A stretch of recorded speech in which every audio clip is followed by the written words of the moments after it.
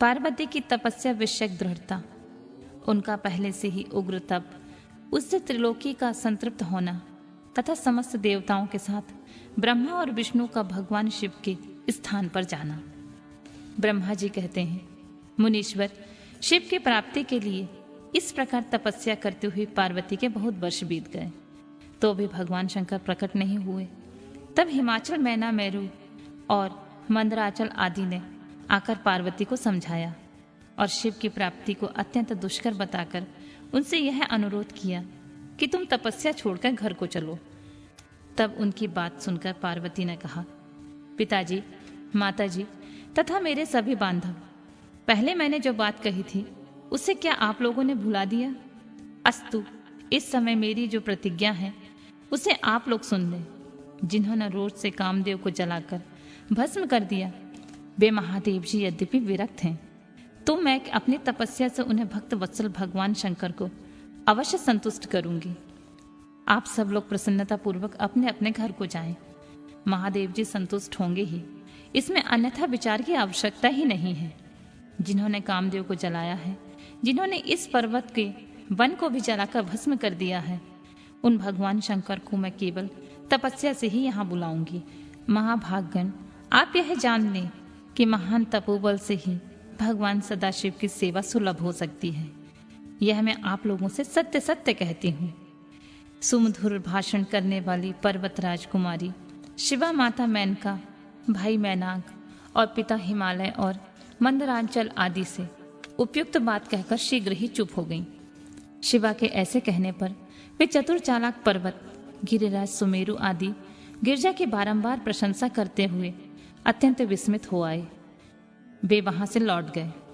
उन सब के चले जाने पर सखियों से घिरी हुई पार्वती मन में यथार्थ निश्चय करके पहले से भी अधिक उग्र तपस्या करने लगी। मुनिश्रेष्ठ, देवताओं, असुरों, मनुष्यों और चराचर प्राणियों सहित समस्त त्रिलोकी उस महती तपस्या से संतृप्त हो उठी। उस समय समस्त देवता, असुर, यक्ष, किन्नर, चारण, सिद्ध, साध्य मुनि, विद्याधर, बड़े बड़े नाग, प्रजापति, गुहाक तथा अन्य लोग महान से महान कष्ट में पड़ गए, परंतु इसका कोई कारण उनकी समझ में नहीं आया। तब इंद्र आदि सब देवता मिलकर गुरु बृहस्पति से सलाह ली। बड़ी विहलता के साथ सुमेरु पर्वत पर मुझ विधाता की शरण में आए। उस समय उनके सारे अंग संतृप्त हो रहे थे। वहां आ मुझे प्रणाम कर उन सभी की व्याकुल और कांतिहीन देवताओं ने मेरी स्तुति करके एक साथ ही मुझसे पूछा, प्रभु, जगत के संतृप्त होने का क्या कारण है? उनका यह प्रश्न सुनकर मन ही मन शिव का स्मरण करके विचार पूर्वक मैंने सब कुछ जान लिया। इस समय विश्व में जो दाह उत्पन्न हो गया है वह गिरजा की तपस्या का ही फल है। यह जानकर मैं उनके साथ शीघ्र ही क्षीर सागर को गया। वहां जाने का उद्देश्य भगवान विष्णु से सब कुछ बताना था। वहां पहुंचकर देखा भगवान श्री हरि सुखद आसन पर विराजमान है। देवताओं के साथ मैंने हाथ जोड़कर प्रणाम पूर्वक उनकी स्तुति की और कहा, महाविष्णु, तपस्या में लगी हुई पार्वती के परम उग्र तप से संतृप्त हो हम सब लोग आपकी शरण में आए हैं। आप हमें बचाइए, बचाइए। हम सब देवताओं की यह बात सुनकर शेष शैया पर बैठे हुए भगवान लक्ष्मीपति हमसे बोले, देवताओं, मैंने आज पार्वती की तपस्या का सारा कारण जान लिया है, अतः तुम लोगों के साथ अब परमेश्वर शिव के समीप चलता हूँ। हम सब लोग मिलकर यह प्रार्थना करेंगे कि वे गिरिजा को ब्याह कर अपने यहाँ ले आए। अमरो, इस समय समस्त संसार के कल्याण के लिए भगवान से शिवा के पारिग्रहण के लिए अनुरोध करना है। देवादि देव पिनाकधारी भगवान शिव शिवा को वर देने के लिए जैसे भी वहां उनके आश्रम में जाएं, इस समय हम वैसा ही प्रयत्न करेंगे। अतः परम मंगलमय महाप्रभु रुद्र जहां उग्र तपस्या में लगे हुए हैं, वहीं हम सब लोग चलें। भगवान विष्णु की यह बात सुनकर समस्त देवता आदि हठी, क्रोधी और जलाने के लिए उद्यत रहने वाले प्रलयंकर रुद्र से अत्यंत भयभीत हो बोले। देवताओं ने कहा, भगवान, जो महाभयंकर कालाग्नि के समान दीप्तिमान और भयंकर नेत्रों से युक्त हैं, उन रोष भरे महाप्रभु रुद्र के पास हम लोग नहीं जा सकेंगे, क्योंकि जैसे पहले उन्होंने कुपित हो दुर्जय काम को भी जला दिया था, उसी प्रकार वे हमें भी दग कर डालेंगे, इसमें कोई संशय नहीं है। मुने, इंद्रादि देवताओं की बात सुनकर लक्ष्मीपति श्री हरि ने उन सबको सांत्वना देते हुए कहा। श्री हरि बोले, हे देवताओं, तुम सब लोग प्रेम और आदर के साथ मेरी बात सुनो। भगवान शिव देवताओं के स्वामी तथा उनके भय का नाश करने वाले हैं। वे तुम्हें दग नहीं करेंगे। तुम लोग बड़े चतुर हो, अतः तुम्हें शंभु को कल्याणकारी मानकर हमारे साथ सबके उत्तम प्रभु उन महादेव जी की शरण में चलना चाहिए। भगवान शिव पुराण पुरुष सर्वेश्वर, वर्णीय, परात्पर, तपस्वी और परमात्मा स्वरूप हैं, अतः हमें उनकी शरण में अवश्य चलना चाहिए। प्रभावशाली विष्णु के ऐसा कहने पर सब देवता उनके साथ पिनाकमणि शिव के दर्शन करने के लिए गए। मार्ग में पार्वती का आश्रम पहले पड़ता था, अतः उन गिरिराज नंदिनी की तपस्या देखने के लिए विष्णु आदि सब देवता कौतूहल पूर्वक उनके आश्रम पर गए। पार्वती के श्रेष्ठ तप को देखकर सब देवता उनके उत्तम तेज से व्याप्त हो गए। उन्होंने तपस्या में लगी हुई उन तेजोमयी जगदम्बा को नमस्कार किया और साक्षात सिद्ध स्वरूपा शिवा देवी की तप की भूरी भूरी प्रशंसा करते हुए वे सब देवता उस स्थान पर गए जहाँ भगवान वृषभध्वज विराजमान थे। मुने, वहां पहुंचकर सब देवताओं ने पहले तुम्हें उनके पास भेजा और स्वयं वे मदन दहनकारी भगवान हर से दूर ही खड़े रहे। वे वहीं से यह देखते रहे कि भगवान शिव कुपित है या प्रसन्न। नारद, तुम तो सदा निर्भय रहने वाले और विशेषतः शिव के भक्त हो, अतः तुमने भगवान शिव के स्थान पर जाकर उन्हें सर्वथा प्रसन्न देखा। फिर वहां से लौटकर तुम श्री विष्णु आदि सब देवताओं को भगवान शिव के स्थान पर ले गए। वहां पहुंचकर विष्णु आदि सब देवताओं ने देखा भक्त वत्सल भगवान शिव सुखपूर्वक प्रसन्न मुद्रा में बैठे हैं। अपने गणों से घिरे हुए शंभु तपस्वी के रूप धारण किए हुए योग पट्ट पर आसीन थे।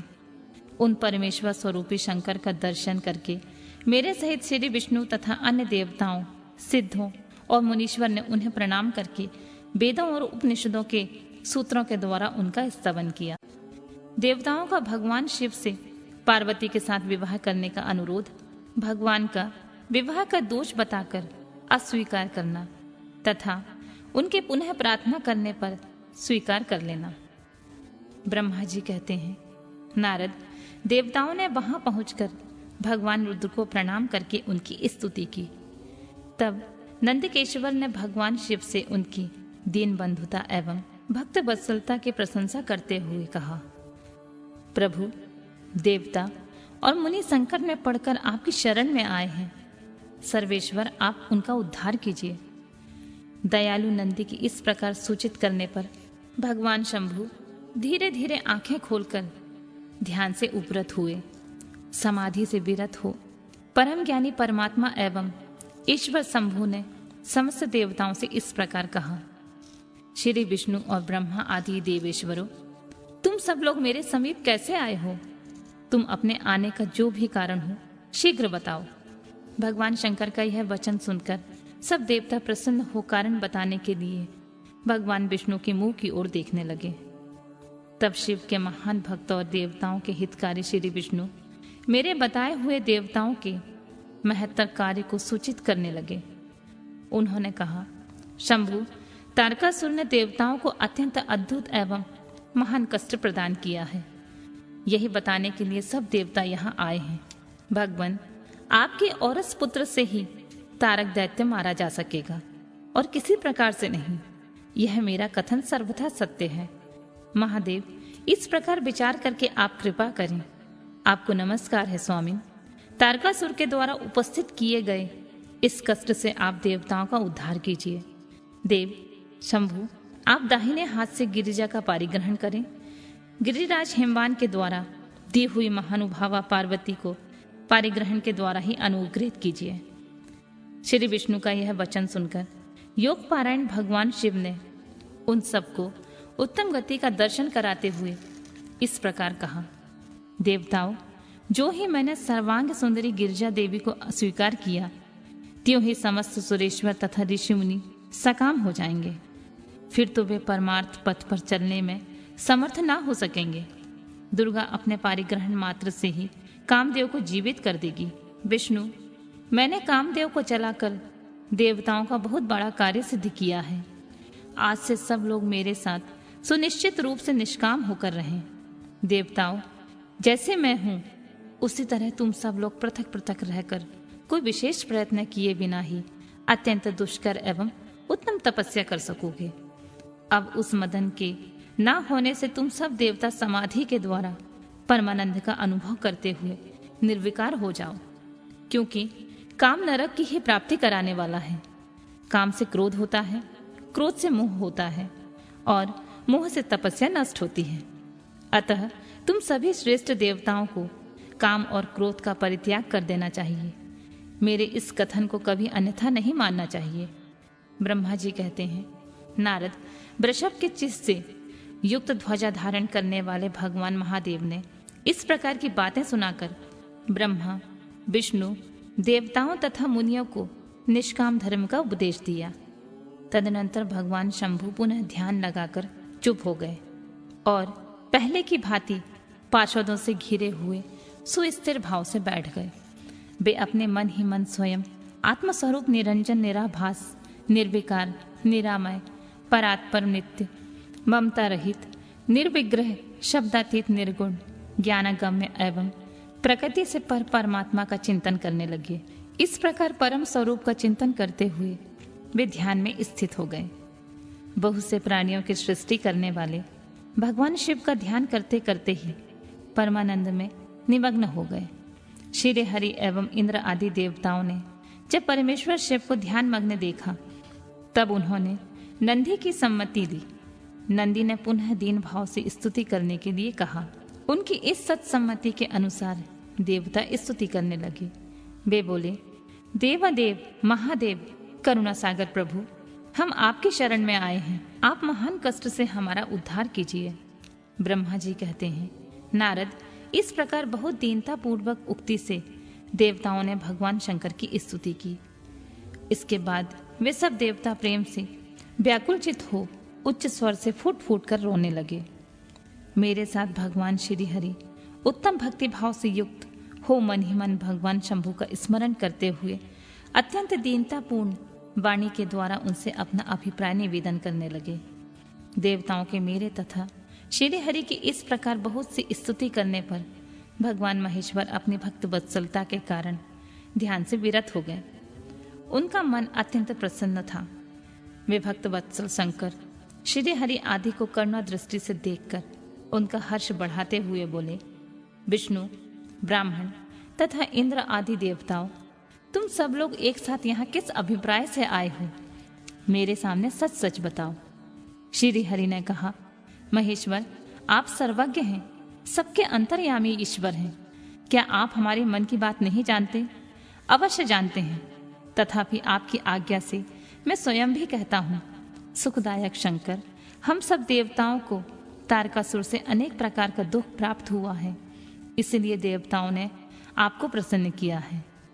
आपके लिए ही उन्होंने गिरिराज हिमालय से शिवा की उत्पत्ति कराई है। शिवा के गर्भ से आपके द्वारा जो पुत्र उत्पन्न होगा, उसी से तारकासुर की मृत्यु होगी, किसी दूसरे उपाय से नहीं। ब्रह्मा जी ने उस दैत्य को यही वर दिया है, इस कारण दूसरे से उसकी मृत्यु नहीं हो पा रही है। अतएव वह निडर होकर सारे संसार को कष्ट दे रहा है। इधर नारद जी की आज्ञा से पार्वती जी कठोर तपस्या कर रही हैं। उनके तेज से समस्त चराचर प्राणियों सहित त्रिलोकी आच्छादित हो गई है। इसलिए परमेश्वर, आप शिवा को वर देने के लिए जाइए। स्वामिन, देवताओं का दुख मिटाइए और हम सबको सुख दीजिए। शंकर, मेरे तथा देवताओं के हृदय में आपके विवाह का उत्सव देखने के लिए बड़ा भारी उत्साह है। अतः आप यथोचित रीति से विवाह कीजिए। परात्पर परमेश्वर, आपने रति को जो वर दिया था, उसकी पूर्ति का अवसर आ गया है। अतः अपनी प्रतिज्ञा को शीघ्र सफल कीजिए। ब्रह्मा जी कहते हैं, नारद, ऐसा कहकर प्रणाम करके श्री विष्णु आदि देवताओं और महर्षियों ने नाना प्रकार के स्तोत्रों के द्वारा पुनः उनकी स्तुति की। फिर वे सब के सब उनके सामने खड़े हो गए। भक्तों के अधीन रहने वाले भगवान शंकर भी, जो वेद मर्यादा के रक्षक हैं, देवताओं की बात सुनकर हंसकर बोले, हे हरि, हे विधे और हे देवताओं, तुम सब लोग आदर पूर्वक सुनो। मैं यथोचित विशेषतः विवेकपूर्ण बात कह रहा हूँ। विवाह करना मनुष्यों के लिए उचित कार्य नहीं है, क्योंकि विवाह दृढ़ता पूर्वक बांध रखने वाली एक बहुत बड़ी बेड़ी है। जगत में बहुत से कुसंग हैं, परंतु स्त्री का संग उन सबसे बढ़कर है। मनुष्य सारे बंधनों से छुटकारा पा सकता है, परंतु स्त्री प्रसंग रूपी बंधन से वह कभी मुक्त नहीं हो पाता। लोह और काठ की बनी हुई बेड़ियों में दृढ़ता पूर्वक बंधा हुआ पुरुष एक दिन उस कैद से छुटकारा पा जाता है, परंतु स्त्री पुत्र आदि के बंधन से बंधा हुआ मनुष्य कभी नहीं छूट पाता। महान बंधन में डालने वाले विषय सदा बढ़ते रहते हैं। जिसका मन विषयों के वशीभूत हो गया है, उसके लिए मोक्ष स्वप्न में भी दुर्लभ है। विद्वान पुरुष यदि सुख चाहता है तो वह विषयों को विधि पूर्वक त्याग दे। विषयों को विष के समान बताया गया है, जिसके द्वारा मनुष्य मारा जाता है। विषयी के साथ वार्ता करने मात्र से मनुष्य क्षण भर में पतित हो जाता है। आचार्यों ने विषय को मिश्री मिलाई हुई वारुणी मधुरा कहा है। यद्यपि मैं इस बात को जानता हूँ और यद्यपि विषयों के इन सारे दोषों का मुझे विशेष ज्ञान है, तथापि मैं तुम्हारी प्रार्थना को सफल करूंगा, क्योंकि मैं भक्तों के अधीन रहता हूँ और भक्त वत्सलता कारणवश उचित अनुचित सारे कार्य करता हूँ। भक्तों के लिए मैंने अनेक बार बहुत से प्रयत्न करके कष्ट सहन किए हैं। गृहपति होकर विनाशनर मुनि का दुख दूर किया है। हरे विधे, अब अधिक कहने की क्या आवश्यकता है। मेरी जो प्रतिज्ञा है उसे तुम सब लोग अच्छी तरह जानते हो। मैं यह सत्य कहता हूँ, जब जब भक्तों पर कहीं विपत्ति आती है तब तब मैं तत्काल उनके सारे कष्ट हर लेता हूँ। तारकासुर से तुम सब लोगों को जो दुख प्राप्त हुआ है मैं उसे जानता हूँ और उसका हरण करूंगा, यह भी सत्य सत्य बता रहा हूँ। यद्यपि मेरे मन में विवाह करने की कोई रुचि नहीं है, तथापि मैं पुत्रोत्पादन के लिए गिरजा के साथ विवाह करूंगा। तुम सब देवता अब निर्भय होकर अपने अपने घर को जाओ। मैं तुम्हारा कार्य सिद्ध करूंगा। इस विषय में अब कोई विचार नहीं करना चाहिए। ब्रह्मा जी कहते हैं, नारद, ऐसा कहकर भगवान शंकर मौन हो समाधि में स्थित हो गए और विष्णु आदि सभी देवता अपने अपने धाम को चले गए। भगवान शिव की आज्ञा से सप्तर्षियों का पार्वती के आश्रम पर जाकर उनसे शिव विषयक अनुराग की परीक्षा करना और भगवान को सब वृतांत बताकर स्वर्ग को जाना। ब्रह्मा जी कहते हैं, देवताओं के अपने आश्रम में चले जाने पर पार्वती की तप की परीक्षा के लिए भगवान शंकर समाधिस्थ हो गए। वे स्वयं अपने आप में अपने ही परात्पर माया रहित तथा उपद्रव शून्य स्वरूप का चिंतन करने लगे। उस ध्येय वस्तु के रूप में साक्षात भगवान महेश्वर ही विराजमान हैं। उनकी गति का किसी को ज्ञान नहीं होता। वे भगवान वृषभध्वज ही सबके दृष्टा परमेश्वर हैं। तात, उन दिनों पार्वती देवी बड़ी भारी तपस्या कर रही थीं। उस तपस्या से रुद्रदेव भी बड़े विस्मय में पड़ गए। भक्ताधीन होने के कारण वे समाधि से विचलित हो गए और किसी कारण से नहीं। तदनंतर सृष्टिकर्ता हर ने वशिष्ठ आदि सप्तर्षियों का स्मरण किया। उनके स्मरण करते ही वे सातों ऋषि वहां शीघ्र आ पहुंचे। उनके मुख पर प्रसन्नता छा रही थी तथा वे सबके सब अपने सौभाग्य की अधिक सराहना करते थे। उन्हें आया देख भगवान शिव के नेत्र प्रसन्नता से प्रफुल्ल हो कमल के समान खिल उठे और वे हंसते हुए बोले, तात सप्तर्षियों, तुम सब लोग मेरे हितकारी तथा संपूर्ण वस्तुओं के ज्ञान में निपुण हो। तुम शीघ्र मेरी बात सुनो। गिरिराज कुमारी देवेश्वरी पार्वती इस समय सुस्थिर चित्त हो गौरी शिखर नामक पर्वत पर तपस्या कर रही है। मुझे पति रूप में प्राप्त करना ही उनकी तपस्या का उद्देश्य है। द्विजो, इस समय केवल सखियां उनकी सेवा में हैं। मेरी सिवा दूसरी समस्त कामनाओं का परित्याग करके वे उत्तम निश्चय पर पहुंच चुकी हैं। मुनिवरों, तुम सब लोग मेरी आज्ञा से वहां जाओ और प्रेम पूर्ण हृदय से उनकी दृढ़ता की परीक्षा करो। वहां तुम्हें सर्वथा छल युक्त बातें कहनी चाहिए। उत्तम व्रतधारी महर्षियों, मेरी आज्ञा से ऐसा करना है, इसलिए तुम्हें संशय नहीं करना चाहिए। भगवान शंकर की आज्ञा पाकर वे सातों ऋषि तुरंत ही उस स्थान पर जा पहुंचे जहां दीप्तिमयी जगत माता पार्वती विराजमान थी। सप्तर्षियों ने वहां शिवा को तपस्या की मूर्तिमती दूसरी सिद्धि के समान देखा। उनका तेज महान था। वे अपने उत्तम तेज से प्रकाशित हो रही थीं। उन उत्तम वृत्तधारी सप्तर्षियों ने उन्हें मन ही मन प्रणाम किया और उनके द्वारा विशेषतः पूजित हो वे मस्तक झुकाए इस प्रकार बोले। ऋषियों ने कहा, देवी गिरिराज नंदिनी, हमारी यह बात सुनो। हम जानना चाहते हैं कि तुम किस लिए ये तपस्या कर रही हो तथा इसके द्वारा किस देवता को और किस फल को पाना चाहती हो। उन द्विजों के इस प्रकार पूछने पर गिरिराज कुमारी देवी ने उनके सामने अत्यंत गोपनीय होने पर भी सच्ची बात बताई। पार्वती बोली, मुनीश्वरों, आप लोग प्रसन्नता पूर्वक हृदय से मेरी बात सुने। मैंने अपनी बुद्धि से जिनका चिंतन किया है वह विचार से मैं आपके सामने रखती हूँ। आप लोग मेरी असंभव बातें सुनकर मेरा उपहास करेंगे, इसलिए उन्हें कहने में संकोच ही होता है। तथापि कहती हूँ, क्या करूं? मेरा मन अत्यंत दृढ़ता पूर्वक एक उत्कृष्ट कर्म के अनुष्ठान में लगा है और ऐसा करने के लिए मैं बेबस हो गया है। पानी के ऊपर बहुत बड़ी ऊंची दीवार खड़ी करना चाहता है। देवर्षि का उपदेश पाकर मैं भगवान रुद्र, मेरे पति हूँ, इस मनोरथ के लिए मन में लिए अत्यंत कठोर तप कर रही हूँ। मेरा मन रूपी पक्षी बिना पंख के बिना ही हठपूर्वक आकाश में उड़ रहा है। मेरे स्वामी करुणा निधान भगवान शंकर ही उसके इस आशा की पूर्ति कर सकते हैं। पार्वती का यह वचन सुनकर वे मुनि हंस पड़े और गिरजा का सम्मान करते हुए प्रसन्नता पूर्वक छल युक्त मिथ्या वचन बोले। ऋषियों ने कहा, गिरिराज नंदिनी, देवर्षि नारद व्यर्थ ही अपने को पंडित मानते हैं। उनके मन में क्रूरता भरी रहती है। आप समझदार होकर भी क्या उनके चरित्र को नहीं जानती? नारद छल कपट की बातें करते हैं और दूसरों के चित्त को मुंह में डालकर मत डालते हैं। उनकी बातें सुनने में सर्वथा हानि ही होती है। ब्रह्मपुत्र दक्ष के पुत्रों को नारद ने ही जो छलपूर्ण उपदेश दिया था, उसका फल यह हुआ कि वे सब के सब अपने पिता के घर लौटकर ना आ सके। यही हाल उन्होंने दक्ष के दूसरे पुत्रों का भी किया। वे भी उनके चक्कर में आकर भिखारी बन गए। विद्याधर चित्रकेतु को उन्होंने ऐसा उपदेश दिया कि उनका घर ही उजड़ गया। प्रहलाद को अपना चेला बनाकर इन्होंने हिरण्यकश्यपी से बड़े बड़े दुख दिलवाए।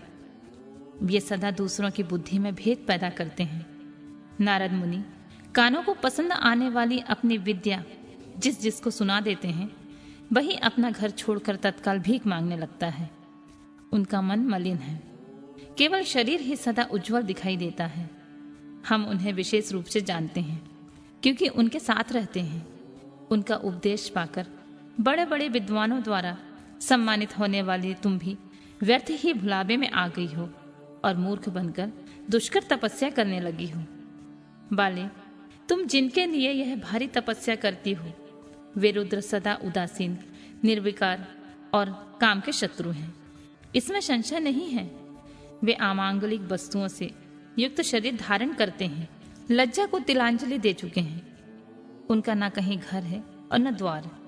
वे किस कुल में उत्पन्न हुए हैं इसका भी किसी को पता नहीं है। कुत्सित वेश धारण किए भूतों तथा प्रेतों आदि के साथ रहते हैं और नंग धड़ंग हो शूल धारण किए घूमते हैं। धूर्त नारद ने अपनी माया से तुम्हारे सारे विज्ञान को नष्ट कर दिया। युक्ति से तुम्हें मोह लिया और तुमसे तप करवाया। देवेश्वरी, गिरिराज नंदिनी, तुम ही विचार करो कि ऐसे वर को पाकर तुम्हें क्या सुख मिलेगा। पहले रुद्र ने बुद्धि से खूब सोच विचार कर साध्वी सती से विवाह किया, परंतु वे ऐसे मूढ़ हैं कि कुछ दिन भी उनके साथ निवाह न सके। उस बेचारी को वैसे ही दोष देकर उन्होंने त्याग दिया और स्वयं स्वतंत्र हो अपने निष्फल और शोक रहित स्वरूप का ध्यान करते हुए उसे में सुखपूर्वक रम गए। देवी, जो सदा अकेले रहने वाले, शांत, संग रहित और आदित्य हैं, उनके साथ किसी स्त्री का निर्वाह कैसे होगा? आज भी कुछ नहीं बिगड़ा है। तुम हमारी आज्ञा मानकर घर लौट चलो और इस दुर्बुद्धि का त्याग कर दो। महाभागे, इसमें तुम्हारा भला होगा। तुम्हारे योग वर हैं। भगवान विष्णु जो समस्त सद्गुणों से युक्त हैं, वे बैकुंठ में रहते हैं, लक्ष्मी के स्वामी हैं और नाना प्रकार की क्रीड़ाएं करने में कुशल हैं। उनके साथ हम तुम्हारा विवाह करा देंगे और वह विवाह तुम्हारे लिए समस्त सुखों को देने वाला होगा। पार्वती, तुम्हारा जो रुद्र के साथ विवाह करने का हठ है, ऐसे हठ को छोड़ दो और सुखी हो जाओ। ब्रह्मा जी कहते हैं, नारद, उनकी ऐसी बात सुनकर जगदम्बिका पार्वती हंस पड़ी और पुनः उन ज्ञान विशारद मुनियों से बोली, मुनीश्वरों, आपने अपनी समझ से ठीक ही कहा है। द्विजो, मेरा हठ भी छूटने वाला नहीं है। मेरा शरीर पर्वत से उत्पन्न होने के कारण मुझ में स्वाभाविक कठोरता विद्यमान है। अपनी बुद्धि से ऐसा विचार कर आप लोग मुझे तपस्या से रोकने का कष्ट ना करें। देवर्षि का उपदेश वाक्य मेरे लिए परम हितकारक है, इसलिए मैं उसे कभी नहीं छोड़ूंगी। वेद वेत्ता भी यह मानते हैं कि गुरुजनों का वचन हितकारक होता है, गुरुओं का वचन सत्य होता है। जिनका ऐसा दृढ़ विचार है उन्हें इहलोक और परलोक में परम सुख की प्राप्ति होती है और दुख कभी नहीं होता है। गुरुओं का वचन सत्य होता है। यह विचार जिनके हृदय में नहीं है उन्हें इहलोक और परलोक में भी दुख प्राप्त होता है, सुख कभी नहीं मिलता।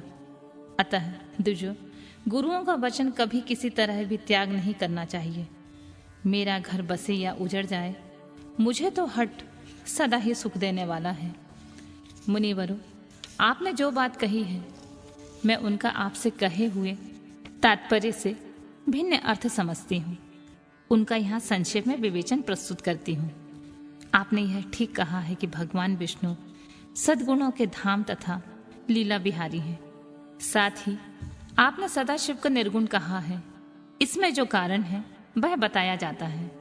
भगवान शिव साक्षात पर ब्रह्मा है, अत्यंत निर्विकार हैं। वे केवल भक्तों के लिए शरीर धारण करते हैं, फिर भी लौकिकी प्रभुता को दिखाना नहीं चाहते हैं। अतः परम हंसों की जो प्रिय गति है उसी को वे धारण करते हैं। क्योंकि वे भगवान शंभु परमानंदमय हैं, इसलिए अवधूत रूप में रहते हैं। माया लिप्त जीवों को ही भूषण आदि की रुचि होती है, ब्रह्मा को नहीं। वे प्रभु गुणातीत, अजन्मा, माया रहित, अलक्ष्य गति और विराट हैं। द्विजो, भगवान शंभु किसी विशेष धर्म या जाति के कारण किसी पर अनुग्रह नहीं करते। मैं गुरु की कृपा से ही शिव को यथार्थ रूप में जानती हूँ। ब्रह्मर्षियों, यदि शिव मेरे साथ विवाह नहीं करेंगे तो मैं सदा कुंवारी ही रह जाऊंगी, परंतु दूसरों के साथ विवाह नहीं करूंगी। यह मैं सत्य सत्य कहती हूँ। यदि सूर्य पश्चिम दिशा से उगने लगे, मेरु पर्वत अपने स्थान से विचलित हो जाए, अग्नि शीतलता को अपना ले तथा कमल पर्वत शिखर की शिला पर ऊपर खिलने लगे, तो भी मेरा हठ छूट नहीं सकता। यह मैं सच्ची बात कहती हूँ। ब्रह्मा जी कहते हैं, नारद, ऐसा कह उन मुनियों को प्रणाम करके गिरिराज कुमारी पार्वती निर्विकार चित्त से शिव का स्मरण करती हुई चुप हो गईं। इस प्रकार गिरिजा के उत्तम निश्चय को जानकर वे सप्तर्षि भी उनकी जय जयकार करने लगे और उन्होंने पार्वती को उत्तम आशीर्वाद दिया। मुने, गिरिजा देवी की परीक्षा करने वाले वे सातों ऋषि उनको प्रणाम करके प्रसन्नचित हो शीघ्रता ही भगवान शिव के स्थान को चले गए। वहां पहुंचकर शिव को मस्तक नवा उनसे सारा वृतांत निवेदन करके उनकी आज्ञा ले वे पुनः सादा स्वर्गलोक को चले गए। भगवान शंकर का जटिल तपस्वी ब्राह्मण के रूप में पार्वती के आश्रम पर जाना, उनसे सत्कृत हो उनकी तपस्या का कारण पूछना तथा पार्वती जी का अपनी सखी विजय से सब कुछ कहलाना। ब्रह्मा जी कहते हैं, नारद, उन सप्त ऋषियों के अपने लोक में चले जाने पर सुंदर लीला करने वाले साक्षात भगवान शंकर ने देवी की तप की परीक्षा लेने का विचार किया। वे मन ही मन पार्वती से बहुत संतुष्ट थे। परीक्षा के बहाने ही पार्वती जी को देखने के लिए जटाधारी तपस्वी का रूप धारण करके भगवान शंभु उनके वन में गए। अपने तेज से प्रकाशमान अत्यंत बूढ़े ब्राह्मण का रूप धारण करके प्रसन्नचित हुए वे दंड और छत्र लिए वहां से प्रस्थित हुए। आश्रम में पहुंचकर उन्होंने देखा देवी शिवा सखियों से घिरी हुई वेदी पर बैठी हैं और चंद्रमा के विशुद्ध कला से प्रतीत होती हैं। ब्रह्मचारी का स्वरूप धारण किए भक्त वत्सल शंभु पार्वती देवी को देखकर प्रीतिपूर्वक उनके पास गए और उन अद्भुत तेजस्वी ब्राह्मण देवता को आया देख उस समय देवी शिवा ने समस्त पूजन सामग्रियों द्वारा उनकी पूजा की। जब उनका भली भांति सत्कार हो गया, सामग्रियों द्वारा उनकी पूजा भी संपन्न कर ली गई, तब पार्वती ने बड़ी प्रसन्नता और प्रेम के साथ उस ब्राह्मण देव से आदर पूर्वक कुशल समाचार पूछा। पार्वती बोली, ब्रह्मचारी का स्वरूप धारण करके आए हुए आप कौन हैं और कहां से पधारे हैं? वेद वेताओं में श्रेष्ठ प्रियवर, आप अपने तेज से इस वन को प्रकाशित कर रहे हैं।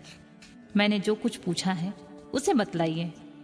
ब्राह्मण ने कहा, मैं इच्छा अनुसार विचरण करने वाला वृद्ध ब्राह्मण हूँ, पवित्र बुद्धि, तपस्वी, दूसरों को सुख देने वाला और परोपकारी हूँ। इसमें कोई संशय नहीं है। तुम कौन हो, किसकी पुत्री हो और इस निर्जन वन में किस लिए ऐसी तपस्या कर रही हो, जो पंजे के बल पर खड़े होकर तप करने वाले मुनियों के लिए भी दुर्लभ है। तुम न बालिका हो न वृद्धा ही हो, सुंदर तरुणी ही जान पड़ती हो। फिर किस लिए पति के बिना इस वन में आकर कठोर तपस्या करती हो? भद्रे, क्या तुम किसी तपस्वी के सहचारिणी तपस्विनी हो? देवी, क्या यह तपस्वी तुम्हारा पालन पोषण नहीं करता, जो तुम्हें छोड़कर अन्यत्र चला गया है? बोलो, तुम किस कुल में उत्पन्न हुई हो? तुम्हारे पिता कौन है और तुम्हारा क्या नाम है? तुम महासौभाग्य रूपा जान पड़ती हो।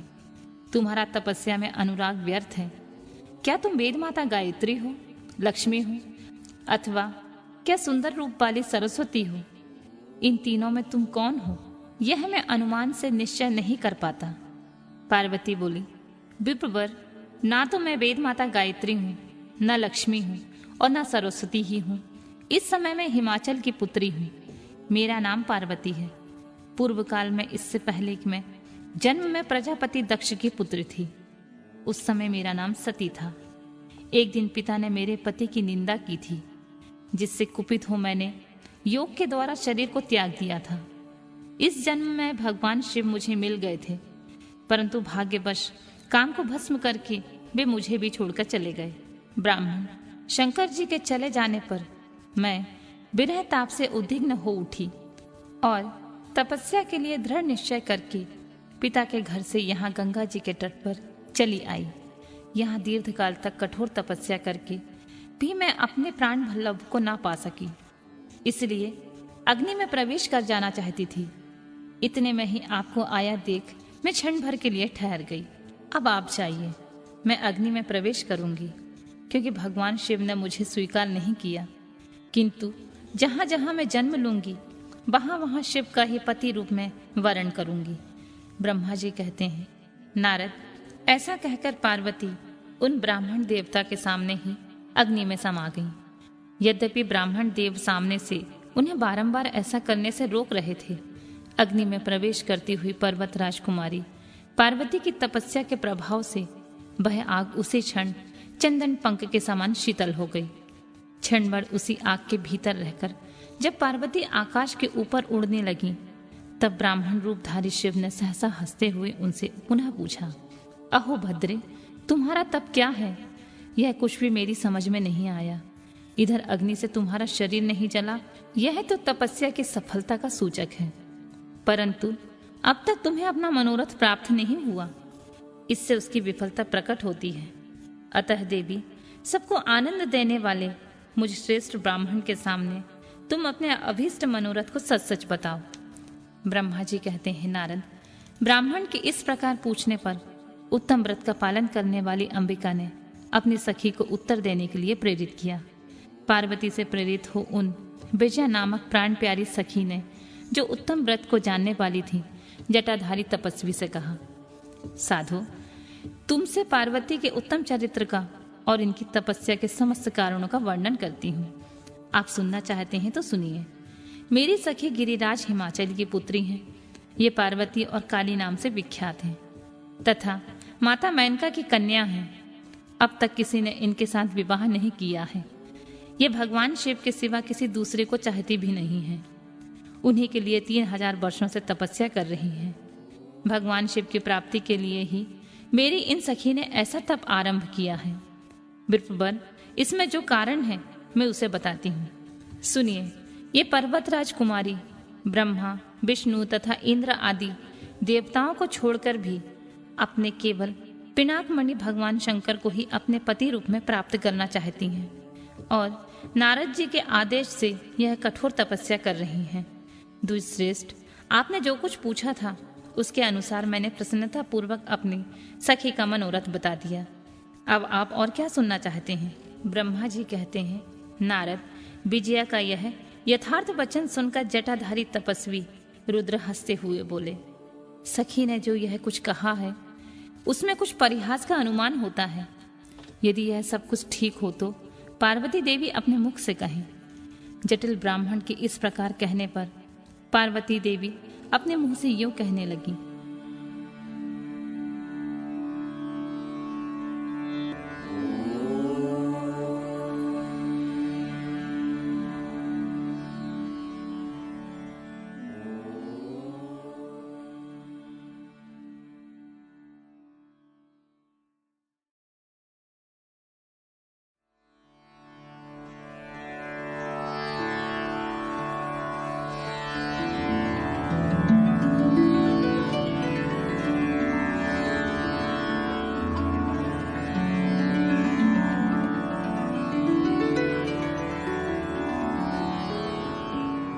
अगला अध्याय। पार्वती की बात सुनकर जटाधारी ब्राह्मण का शिव की निंदा करते हुए पार्वती को उनकी ओर से मन हटा लेने का आदेश देना। पार्वती बोली, जटाधारी विप्रवर, मेरा सारा वृतांत सुनिए। मेरी सखी ने जो कुछ कहा है वह ज्यों का त्यों सत्य है, उसमें असत्य कुछ भी नहीं है। मैं मन, वाणी और क्रिया द्वारा सत्य कहती हूँ, असत्य नहीं। मैंने साक्षात पति भाव से भगवान शंकर का ही वर्ण किया है। यद्यपि जानती हूँ कि वह दुर्लभ वस्तु भला मुझे कैसे प्राप्त हो सकती है, तथापि मन की उत्कंठा से विवश हो मैं तपस्या कर रही हूँ। ब्राह्मण से ऐसी बात कहकर पार्वती देवी उस समय चुप ही रही। तब उनकी बात सुनकर ब्राह्मण ने कहा, ब्राह्मण बोले, इस समय तक मेरे मन में यह जानने की प्रबल इच्छा थी कि ये देवी किस दुर्लभ वस्तु को जानना चाहती है जिसके लिए ऐसा महान तप कर रही है। किंतु देवी, तुम्हारे मुखारबिंद से सब कुछ सुनकर उस अभीष्ट वस्तु को जान लेने के बाद अब मैं यहाँ से जा रहा हूँ। तुम्हारी जैसी इच्छा हो वैसा करो। यदि तुम मुझसे ना कहती तो मित्रता निष्फल हो जाती। अब जैसा तुम्हारा कार्य है वैसा ही उसका परिणाम होगा। जब तुम्हें इसी में सुख है तब मुझे कुछ भी नहीं कहना है। वहां ऐसी बात सुनकर ब्राह्मण ने जो ही जाने का विचार किया, त्यों ही पार्वती देवी ने प्रणाम करके उनसे इस प्रकार कहा, विप्रवर, आप क्यों जाएंगे? ठहरिए और मेरे हित की बात बताइए। पार्वती के ऐसा कहने पर दंडधारी ब्राह्मण देवता रुक गए और इस प्रकार बोले, देवी, यदि मेरी बात सुनने का मन है, तुम मुझे भक्ति भाव से ठहरा रही हो तो मैं यह सब तत्व बता रहा हूँ, जिससे तुम्हें हित का ज्ञान हो जाएगा। महादेव जी के प्रति मेरे मन में गौरव बुद्धि है, अतः मैं उनको सब प्रकार से जानता हूँ, तो भी यथार्थ बात कहता हूँ। तुम सावधान होकर सुनो। वृषभ के चिन्ह से अंकित ध्वजा धारण करने वाले महादेव जी के सारे शरीर में भस्म रमाए रहते हैं, सिर पर जटा धारण करते हैं, धोती की जगह बाम का चाम पहनते हैं और चादर की जगह हाथी की खाल ओढ़ते हैं। हाथ में भीख मांगने के लिए एक खोपड़ी लिए रहते हैं। झुंड के झुंड सांप के और उनके सारे अंगों में लिपटे देखे जाते हैं। वे विष खाकर ही पुष्ट होते हैं, अभक्ष भक्षी हैं। उनके नेत्र बड़े भद्दे हैं और देखने में डरावने लगते हैं। उनका जन्म कहाँ, कब और किससे हुआ, यह आज तक प्रकट नहीं हुआ। घर गृहस्थी के भूख से वे सदा दूर रहते हैं, नंग धड़ंग घूमते हैं और भूत प्रेतों को सदा साथ रखते हैं। उनके एक दो नहीं 10 भुजाएं हैं। देवी, मैं समझ नहीं पाता कि किस कारण से तुम उन्हें अपना पति बनाना चाहती हो। तुम्हारा ज्ञान कहाँ चला गया है? इस बात को अफसोस समझकर मुझे बताओ। दक्ष ने अपने यज्ञ में अपनी ही पुत्री सती को केवल यही सोचकर नहीं बुलाया कि वह कपालधारी भिक्षुक की भार्या है। इतना ही नहीं, उन्होंने यज्ञ में भाग देने के लिए सब देवताओं को बुलाया, किंतु शंभु को छोड़ दिया। सती उसी अपमान के कारण अत्यंत क्रोध से व्याकुल हो उठी। उसने अपने प्यारे प्राणों को तो छोड़ा ही, शंकर जी का भी त्याग कर दिया। तुम तो स्त्रियों में रत्न हो, तुम्हारे पिता समस्त पर्वतों के राजा हैं, फिर तुम क्यों इस उग्र तपस्या के द्वारा वैसे पति की पाने की अभिलाषा करती हो? सोने की मुद्रा अशर्फी देकर बदले में उतना ही बड़ा कांच लेना चाहती हो, उज्जवल चंदन छोड़कर अपने अंगों में कीचड़ लपेटना चाहती हो, सूर्य के तेज का परित्याग करके जुगनू की चमक पाना चाहती हो, महीन वस्त्र त्याग कर अपने शरीर को चमड़े से ढकने की इच्छा करती हो, घर में रहना छोड़कर वन में धूमि रमाना चाहती हो, तथा देवेश्वरी, यदि तुम इंद्र आदि लोकपालों को त्याग कर शिव के प्रति अनुरक्त हो तो अवश्य ही रत्नों के उत्तम भंडार को त्याग कर लोहा पाने की इच्छा करती हो। लोक में इस बात को अच्छा नहीं कहा गया है। शिव के साथ तुम्हारा संबंध मुझे इस समय परस्पर विरुद्ध दिखाई देता है। कहाँ तुम जिसके नेत्र प्रफुल्ल कमल दल के समान शोभा पाते हैं, और कहाँ वे रुद्र जो 3 भद्दी आंखें धारण करते हैं। तुम तो चंद्रमुखी हो और शिव पजमुख कहे गए हैं। तुम्हारे सिर पर दिव्य वेणी सर्पणी भी शोभा पा रही है, परंतु शिव के मस्तक पर तो जटाजूट बताया जाता है। वह प्रसिद्ध ही है। तुम्हारे अंग में चंदन का अनुराग होगा और शिव के शरीर में चिता का भस्म। कहाँ तुम्हारी सुंदर मृदु साड़ी और कहाँ शंकर के उपयोग में आने वाली हाथी की खाल। कहाँ तुम्हारे अंगों में दिव्य आभूषण और कहाँ शंकर के सर्वांग में लिपटे हुए सर्प। कहाँ तुम्हारी सेवा के लिए उद्यत रहने वाले संपूर्ण देवता। कहाँ भूतों की दी हुई बलि को पसंद करने वाले शिव। कहाँ तो मृदंग की मधुर ध्वनि और कहाँ डमरू की डिमडिम। कहाँ भेड़ियों के समूह की गड़गड़ाहट और कहाँ अशुभ शंखनाद। कहाँ ढक्का का शब्द और कहाँ अशुभ गलनाद। तुम्हारा यह उत्तम रूप शिव के योग कदापि नहीं है। यदि उनके पास धन होता तो वे दिगंबर नंगे क्यों रहते? सवारी के नाम पर उनके पास एक बूढ़ा बैल है और दूसरी कोई भी सामग्री उनके पास नहीं है। कन्या के लिए ढूंढे जाने वाले वरों में जो नारियों को सुख देने वाले गुण बताए गए हैं, उनमें एक भी गुण भद्दी आंखों वाले रुद्र में नहीं है। तुम्हारे परम प्रिय काम को भी उन हर देवता ने दग कर लिया है। तुम्हारे प्रति उनका अनादर तो तभी देख लिया गया जब वे तुम्हें छोड़कर अन्यत्र चले गए। उनकी कोई जाति नहीं देखी जाती, उनमें विद्या तथा ज्ञान का भी पता नहीं चलता। पिशाच ही उनके सहायक हैं और विष तो उनके कंठ में ही दिखाई देता है। वे सदा अकेले रहने वाले और विशेष रूप से विरक्त हैं, इसलिए तुम्हें हर के साथ अपने मन को नहीं जोड़ना चाहिए। कहाँ तुम्हारे कंठ में सुंदर हार और कहाँ उनके गले में नरमुंडों की माला। देवी, तुम्हारे और हर के रूप में आदि एक दूसरे के विरुद्ध हैं, अतः मुझे यह संबंध नहीं रुचता। फिर तुम्हारी जैसी इच्छा हो वैसा करो। संसार में जो कुछ भी अदस्तु है वह सब तुम स्वयं ही चाहने लगी हो। अतः मैं कहता हूँ कि तुम उस असत की ओर से अपने मन को हटा लो, अन्यथा जो चाहो वह करो, मुझे कुछ भी नहीं कहना। ब्रह्मा जी कहते हैं, नारद, यह बात सुनकर पार्वती शिव की निंदा करने वाले ब्राह्मण पर मन ही मन कुपित हो उठी और उनसे इस प्रकार बोली,